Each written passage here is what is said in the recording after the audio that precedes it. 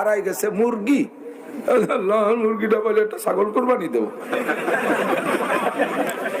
আড়াই গেছে মুরগি, পালি উনি খাসি কুরবানি দেবে। ছেলে তো কামা তুমি কি কইছো, হিসেব করে কইছো। আচ্ছা তখন চুপ কর, আগে পাতি দিদি, আগে মুরগি পাই নেই। যাই দেখে মুরগি খেলের বাসার তলে বসে রয়েছে, চুপনি পাইছে পাইয়ে মুরগি রাউ লেখে চুমো দিচ্ছে। ওরি শোনা, মা কয় পাইছো, সোনা ধুনা বাদ দাও, ছাগল কিনা টাহা দাও তাড়াতাড়ি।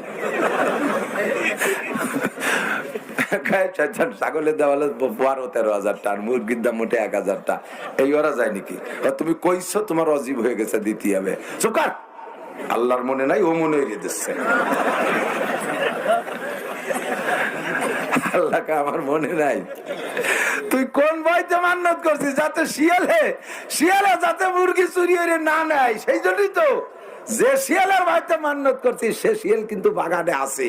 ও সিল্লে দিতি তবলিগি যাই নাই, ও সর্বনাই যে মুড়ি দই নেই, ও আছে কিন্তু। দিস তো দিস ডালি, কিন্তু কুরবানির আগে তোর মুরগি